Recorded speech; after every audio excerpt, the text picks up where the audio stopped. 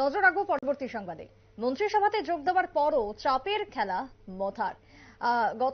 আমরা দেখেছি গত দিনেই মন্ত্রিসভাতে শপথ গ্রহণ করেছেন তিপ্রা মথার বিরোধী দলনেতা অর্থাৎ বিধায়ক এবং পরবর্তীতে বর্তমানে মন্ত্রী অনিমেষ দেববর্মা এবং বৃষকেতু দেববর্মা। কিন্তু তারপরও চাপের রাজনীতি বা চাপের খেলা এখনো পর্যন্ত রয়েছে। তবে সামনে যেহেতু রয়েছে লোকসভা ভোট, তাই ভোটের দিকে তাকিয়েই একের পর এক কার্যত কৌশলী চাল মথার, এমনটাই মনে করছে রাজনৈতিক মহল। তবে সেই জায়গায় ত্রিপাক্ষিক চুক্তির পরেও তাৎপর্যপূর্ণ বার্তা সোশ্যাল মিডিয়াতে প্রদ্যুৎ কিশোর দেববর্মনের, এবং সেই বার্তার মধ্যে রয়েছে নির্বাচনের পর চুক্তি প্রকাশ্যে আনার কথা, এমনটাই জানিয়েছেন প্রদ্যুৎ কিশোর দেববর্মন।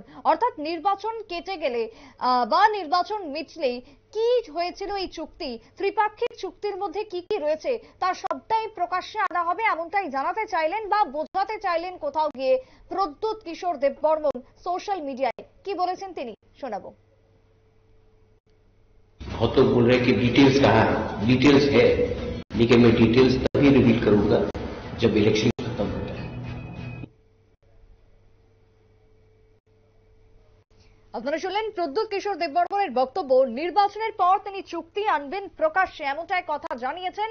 অন্যদিকে দাবি না মানলে চুক্তি ভাগ করা হবে বা ভেঙে সরে আসা হবে, এমনটাও হুঁশিয়ারি রয়েছে প্রদ্যুতের। দাবি না মানলে কোন দাবির কথা সেক্ষেত্রে তিনি বলতে চেয়েছেন? গ্রেটার তিপ্রাল্যান্ড, সাংবিধানিক সমাধান, না অন্য কোনো দাবি রয়েছে? কি দাবি এবং কাদেরকে মানতে হবে, একাধিক প্রশ্ন কিন্তু তিনি জিয়ে রাখলেন এই বক্তব্যের মধ্য দিয়ে। কি বলেছেন তিনি শুনুন। कोई बोल रहा है कि बीजेपी में हम लोग मिल गए, कोई बोल रहा है कि यहां गए, कहीं नहीं गए। हम उन्हीं के साथ है जो हमारे साथ राइटिंग में अलायंस करेगा, राइटिंग में कुछ देकर बोलेगा। और अगर ये राइटिंग का वादा पूरा नहीं किया तो हमारे पास पूरा ऑप्शन है कि हम विड्रॉ कर दें, लेकिन अब उनको जवाब देना पड़ेगा, हमें जवाब नहीं देना। বারবারই তিনি একটাই কথা বোঝাতে চাইছেন যে যারা তাদের সাথে থাকবে, প্রথম থেকে যে বক্তব্য দিয়ে এসেছিলেন প্রদ্যুৎ কিশোর, ঠিক একই বক্তব্য শেষ সময় এসেও তিনি রাখছেন। অর্থাৎ লোকসভা ভোটের আগে আরো একবার চাপের খেলা, চাপের রাজনীতি রয়েছে প্রদ্যুৎ কিশোরের। তাদের দাবি, সেই দাবি মানতে হবে। দাবি না মানলে চুক্তি ভঙ্গ করে সরে আসার হুঁশিয়ারিও রয়েছে প্রদ্যুৎ কিশোর দেববর্মনের। একটা নয়, একাধিক প্রশ্ন তৈরি হচ্ছে। রাজনৈতিক মহল কার্যত বিভিন্ন রকমের প্রশ্নের উত্তর খোঁজার চেষ্টা করছে এই মুহূর্তে দাঁড়িয়ে। কথা বলবো আমাদের প্রতিনিধি অঙ্কিতা জুড়ে গেছে টেলিফোন লাইনে। অঙ্কিতা, প্রথমেই নির্বাচনের পর চুক্তি প্রকাশ্যে আনার কথা প্রদ্যুৎ কিশোরের রয়েছে। এই যে নির্বাচন রয়েছে, এই নির্বাচনের পর যদি চুক্তি প্রকাশ্যেই আসে, অন্যদিকে তাদের দাবি রয়েছে যে তারা সরকারে মিশেছে, আতাত হয়েছে। কি রয়েছে তাহলে এই চুক্তির মধ্যে? তাহলে কি এই চুক্তির ভেতরে আরো অন্য কোনো খেলা লুকিয়ে রয়েছে? দেখো, আমরা যখন দেখেছিলাম যে চুক্তিপত্র স্বাক্ষর, সেই চুক্তিপত্র স্বাক্ষরের পর মনে হয়েছিল যে লোকসভাটা মোটামুটি শেষ হয়ে যাবে, কিন্তু সেক্ষেত্রে দেখা গেল মন্ত্রিসভা সম্প্রসারণ। গতকাল শপথ গ্রহণ করেছেন অনিমেষ দেববর্মা এবং তিপ্রা মথার আরেক নেতৃত্ব বৃষকেতু দেববর্মা।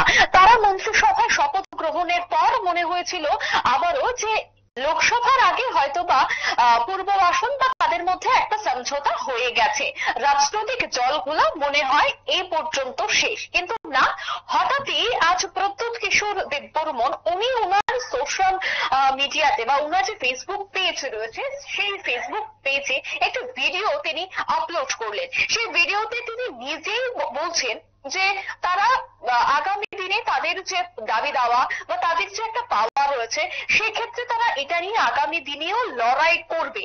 এবং অনেকের মধ্যে একটা প্রশ্ন ছিল যে এই যে ত্রিপাক্ষিক চুক্তি, আদতে ত্রিপাক্ষিক চুক্তিতে তিপ্রা মথা তারা এতদিন যে দাবিটা তুলেছিল, সেই দাবিটা কি তারা পেয়েছেন বা ভারত সরকার কি তার জন্য অনুমোদন দিয়েছেন? তার জন্য কিন্তু বিরোধীরা একাধিক প্রশ্ন করেছিল।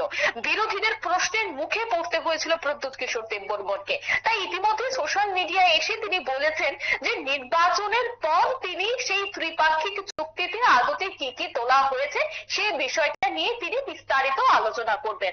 অর্থাৎ নির্বাচনের পর গোটা বিষয়টি নিয়ে কথা বলবেন বলেই প্রদ্যুৎ কিশোর দেববর্মন বলে দিয়েছেন। এবার সে জায়গাতেও হয়েছে একটা রাজনীতি, এমনটাই মনে করছেন বিশেষজ্ঞরা।